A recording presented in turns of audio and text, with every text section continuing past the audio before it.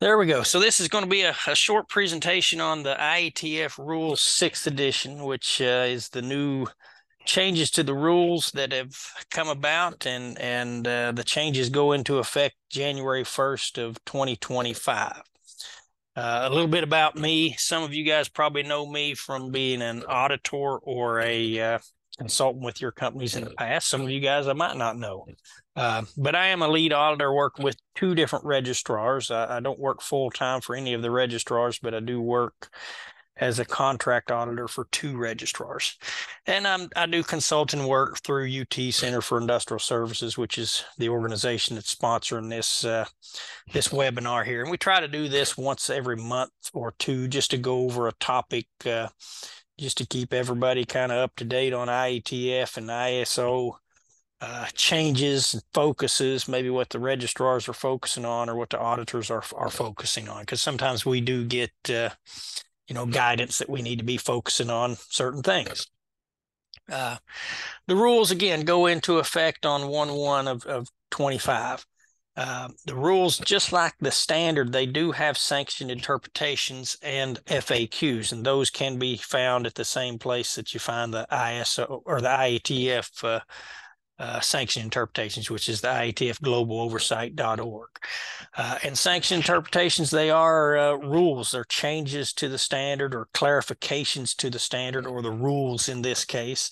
And you need to be kept abreast of those changes to the rules and the standard.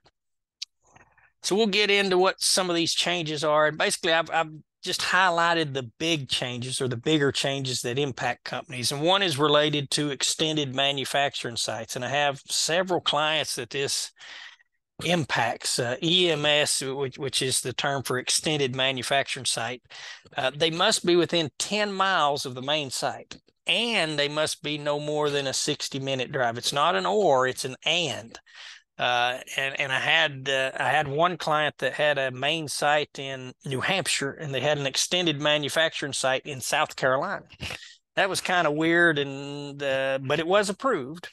But going forward, that is not allowed. I do have another client that has an extended manufacturing site that is 23 miles from the main site, straight on the interstate. It takes about 20 minutes to get there. That is not approved for an extended manufacturing site. So what that means is your extended manufacturing site will then become a regular site that needs to be audited. And there is a lot of implications that come with that. Here's a question that was asked in some of the seminars that I've been to regarding the new rules. When an extended manufacturing site needs to be transitioned to a single site, for instance, if you were 30 miles from your main site, now you have to be a standalone single manufacturing site. You need to transition to a standalone site at the next audit, meaning next year when you'd have your regular audit at your main site, you're going to have two audits now. You're going to have an audit at the main site and an audit at your extended manufacturing site. And if you're going to transition to from an extended manufacturing site to a single site, you need to consider all the support you're getting from the main site, which is going to be pretty much everything except for the manufacturing. And you need to consider the table that's listed in the rules book. And this is straight out of the rules book from the 6th edition. And these are the support functions that I'm referencing here. Calibration, customer service, engineering, facilities management, maintenance, sales, engineering, any of that's done at the main site that supports what used to be an extended manufacturing site, if you're over the distance, is going to have to be documented. And for companies that are truly have extended manufacturing site, most of this support is going to be coming from your main site. And that needs to be documented in your quality management system. Consultants, this is another change that not a real big change, but it is emphasized now. Any auditors like myself, I work for two different registrars. I cannot consult for any clients that the registrar has. So I cannot consult for any any client that my registrar has.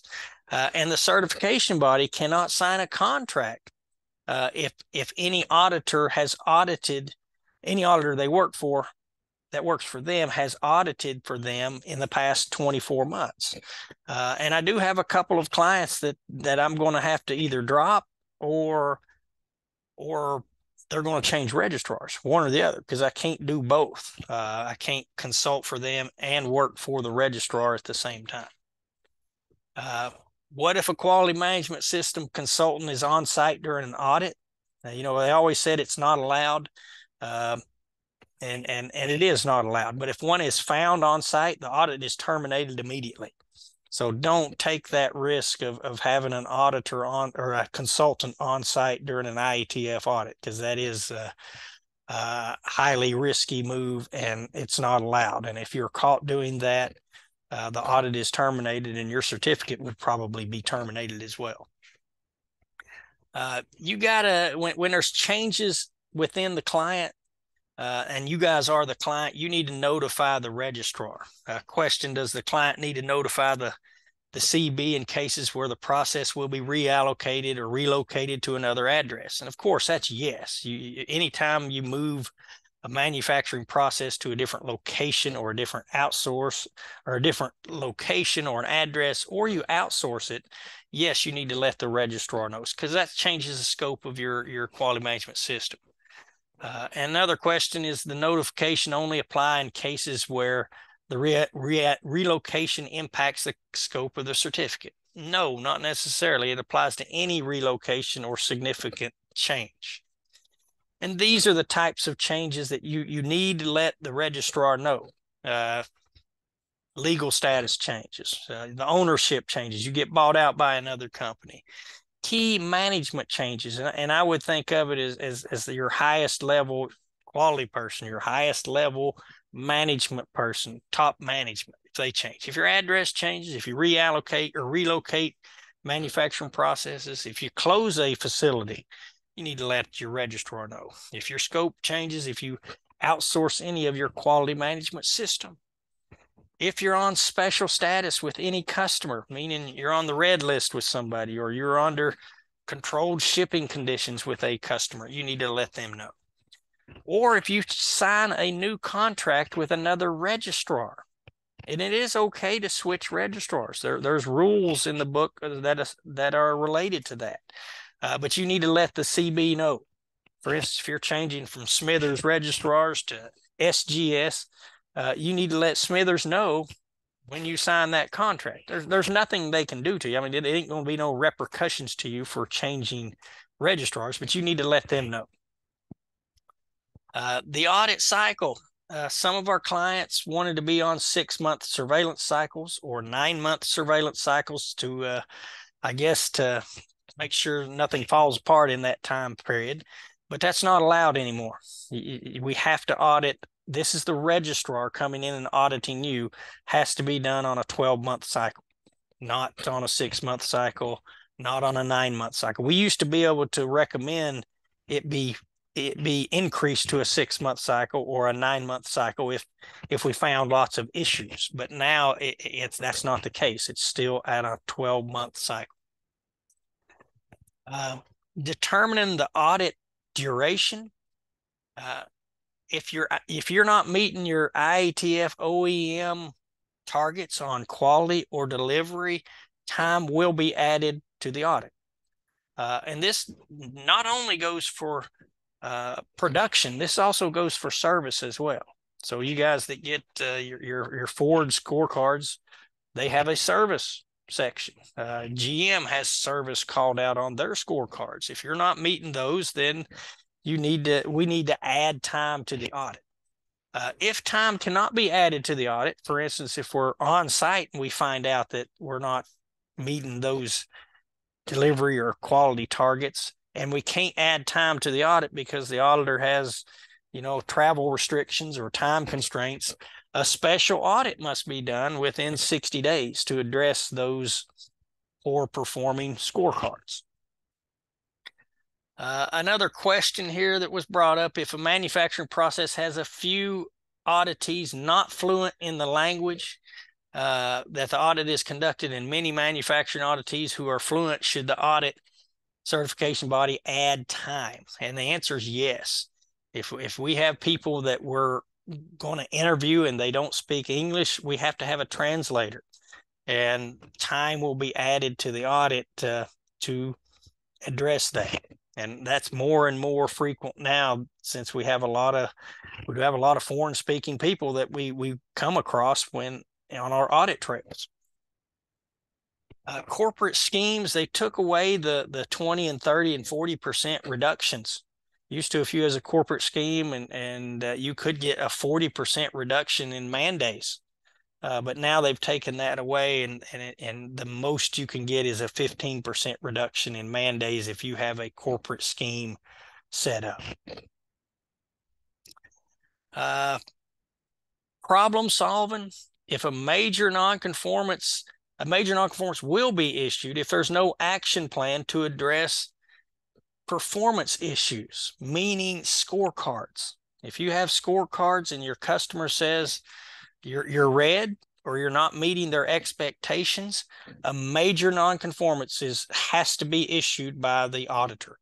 And that's for any customer. That's not just for the IATF subscribing customers. That's for any customers, tier 1, tier 2, tier 3. If you have a customer that says you're red on the scorecard, you shall implement actions. And it makes sense. I mean, you should. If a customer thinks you don't meet their expectations, you should be taking actions. And if you don't agree with your customer's scorecard, that needs to be documented very clearly with communication back and forth between you and your customer that, hey, I don't agree. Can you explain why we're red here? Our data shows we're good. What do you mean we're red? It needs to be, actions need to be taken and responsibilities assigned on who's addressing that. Pre-planning. The pre-planning information for most of my registrars, all the registrars, you got to send your pre-planning information to the registrar, and they forward it to the auditor for review. That has to be submitted within 30 days of the audit. And used to, there was a grace that, hey, we could say, okay, you didn't submit all of your stuff, so we're going to add an hour or two before the audit to review that missing information. They've taken that away. We can't do that anymore. The only grace option is management review records. If you don't have those complete, or if you cannot share those because of confidentiality information or whatever may be in the management review, then we can review that before the audit, and we add 2 hours before the opening meeting to review that. But if you haven't submitted your scorecards, if you haven't submitted your internal audit results, we can't do the audit. The audit is going to be pushed out.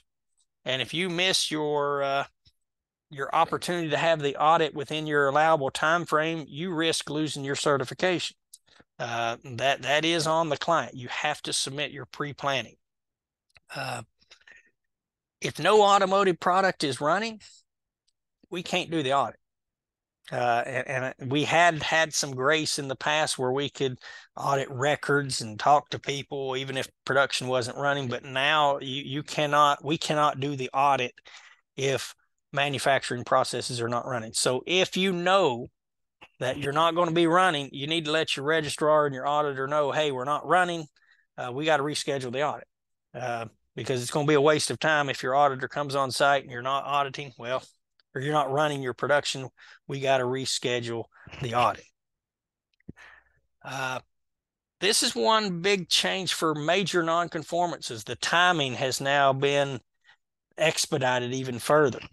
It was 20 days. Now it's 15 days. You need to do your initial response to your registrar and your auditor within 15 days. And that has to include correction of the problem, containment of the issue, root cause analysis, and a plan with what are the actions we plan on doing and who's responsible and what the dates are for that corrective action.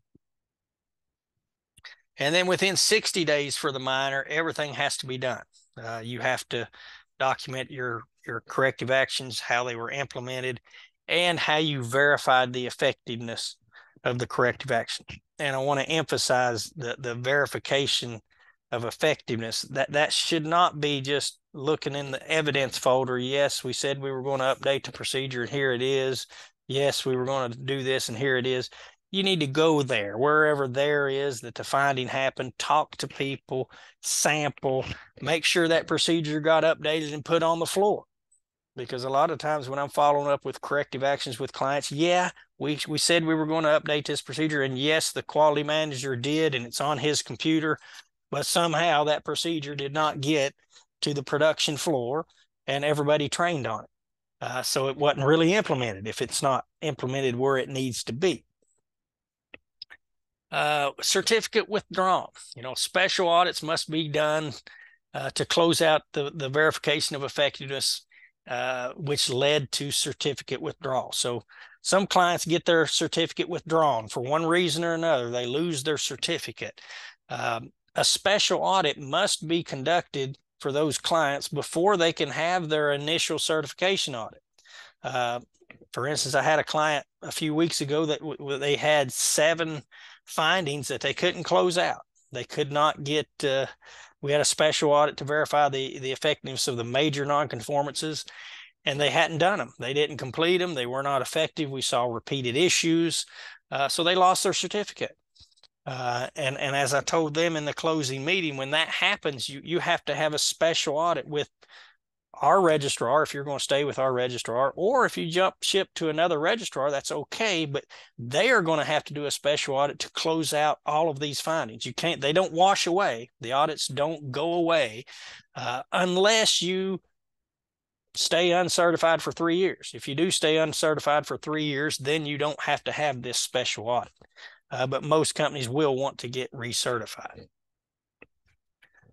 Also, special audits are done to verify the effectiveness of corrective actions for 100% resolved but open conditions.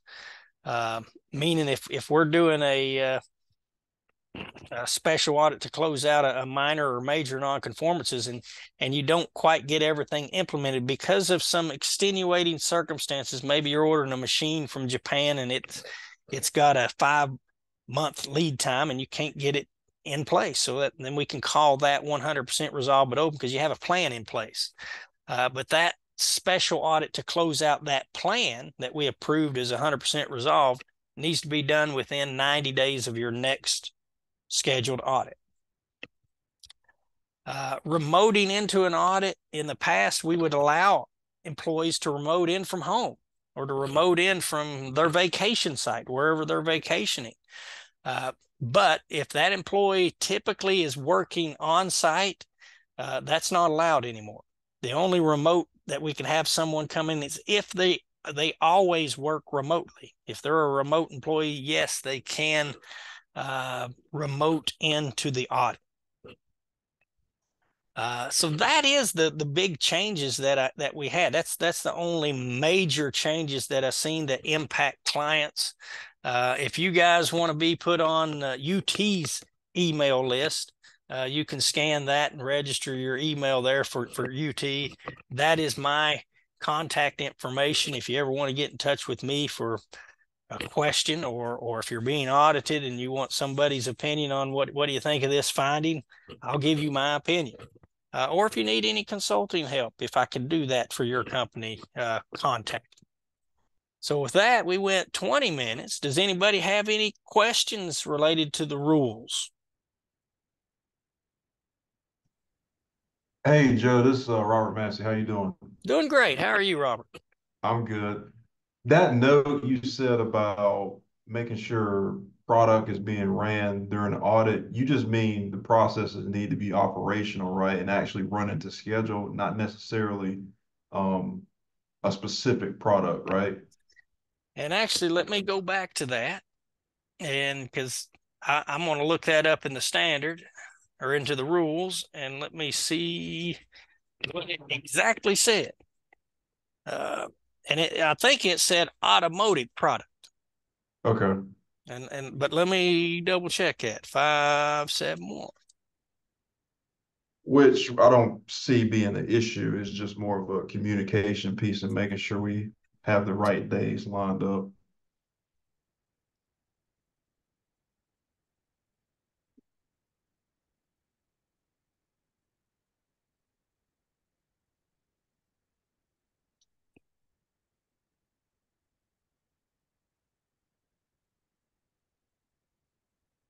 Boy, I don't even see that in 571. Robert, I'm gonna have to get that information and look that up and send you a note on that. Okay. Like I said, I don't foresee it being an issue. It's just if that's a preference, that's okay. It's just Well, there's another question that I would inquire, and I want to know too, is what about if you're running non-automotive product? Is that okay? And I right. don't know the answer. I need to look that up. Uh, okay, I will make a note of that, and I will email the people on the call here too with that answer. Any other questions related to the rules? We'll start with the rules, and we'll go to anything else because I've got time for you guys today. Any other questions on the rules here?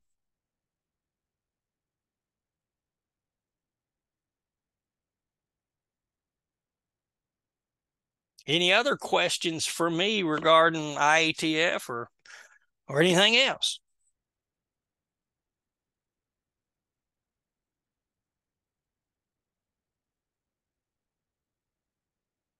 We got a quiet crowd today. Hey, hey, Joe, this is Jerry Griselle. Yes. I just want to say thank you for putting this on for us.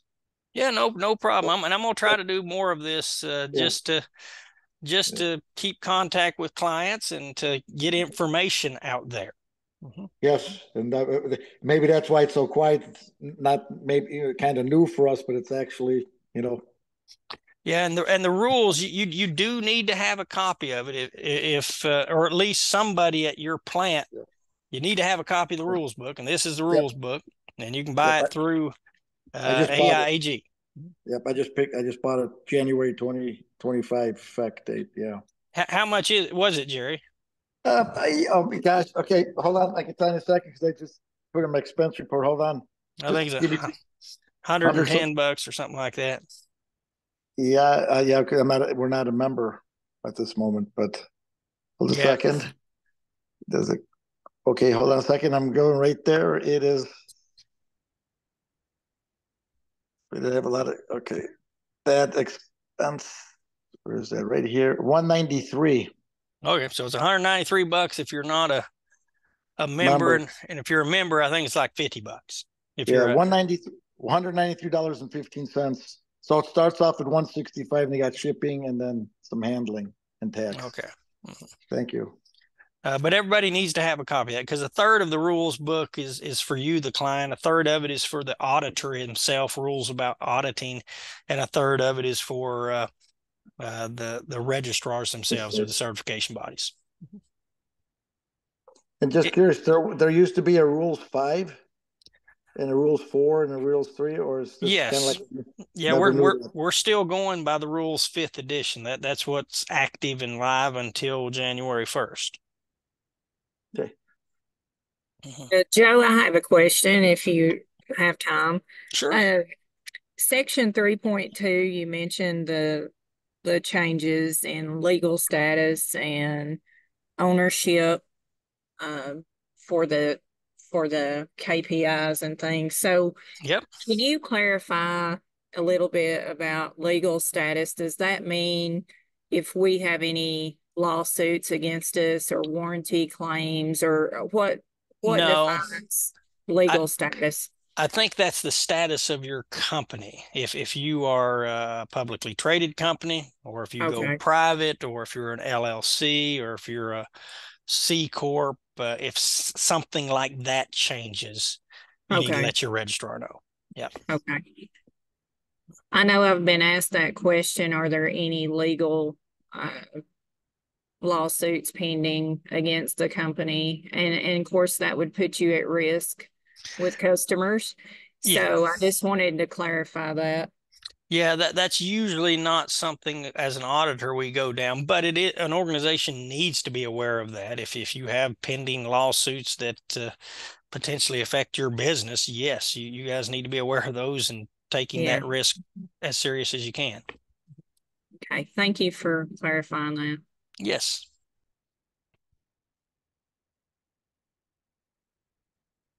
Anything else?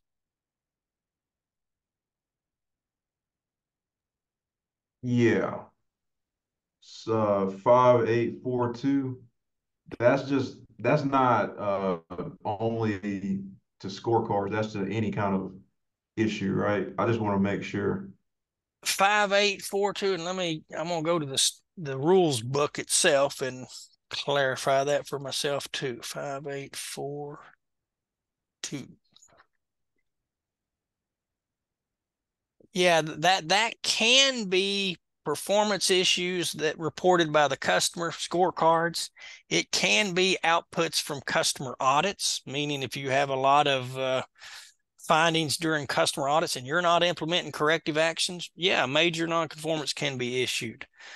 Or internal performance issues. If you're constantly not meeting internal performance targets and you don't have any actions put in place, or those actions are not effective, yeah, a major nonconformance could be written. So yeah, it's really any nonconformance problem solving that we have.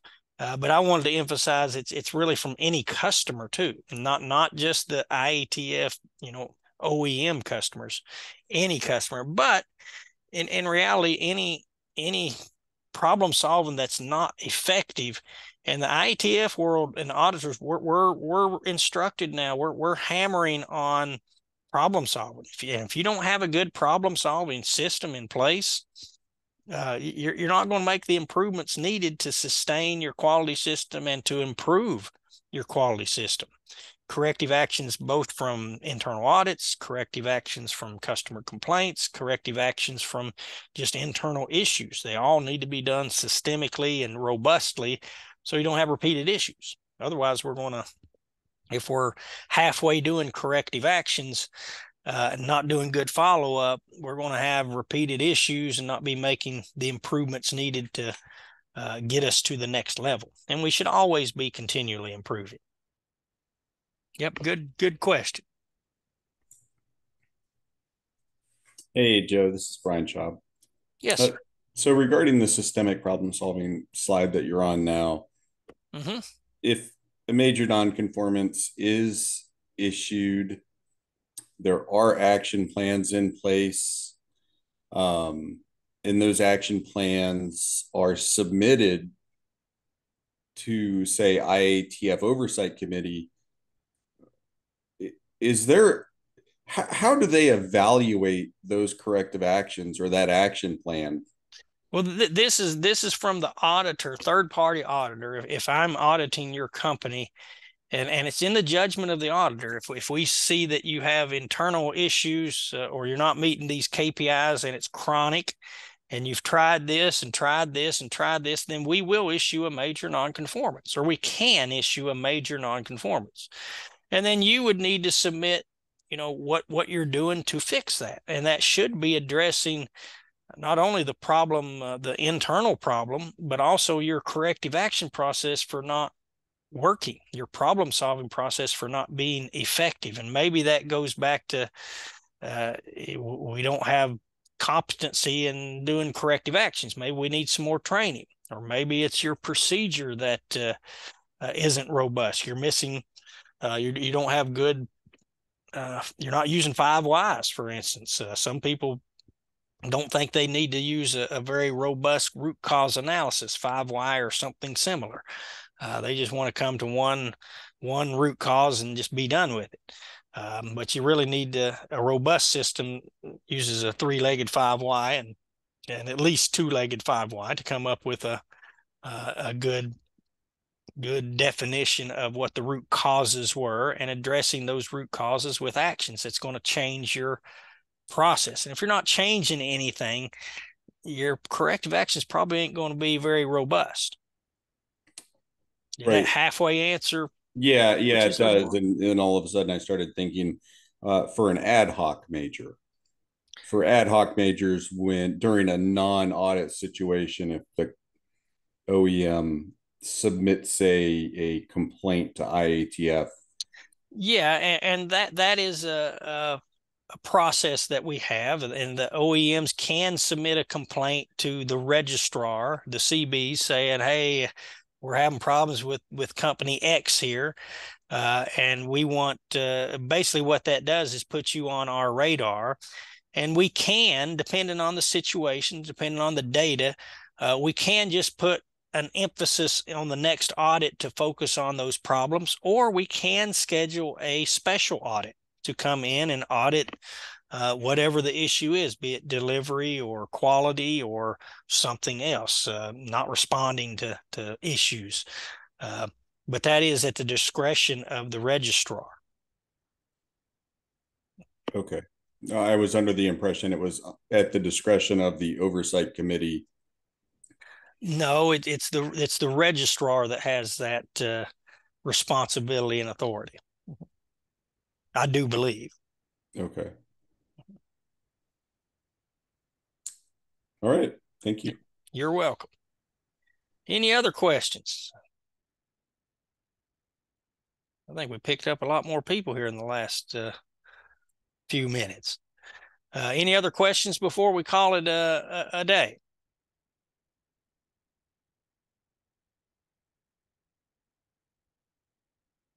No, well, thank you guys. I appreciate it. And again, if you have any questions in the future, you can always contact me. You have my, you have my email address there, and you guys probably have my phone number too. You feel free to call me anytime if you have a question with anything IATF or ISO related, or if you're being audited. So with that, thank you guys, and I will see you guys maybe next month on our next Lunch and Learn.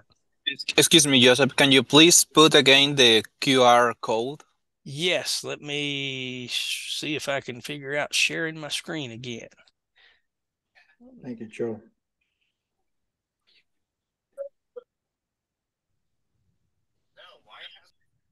And I'm not sharing yet. Let's get back to sharing.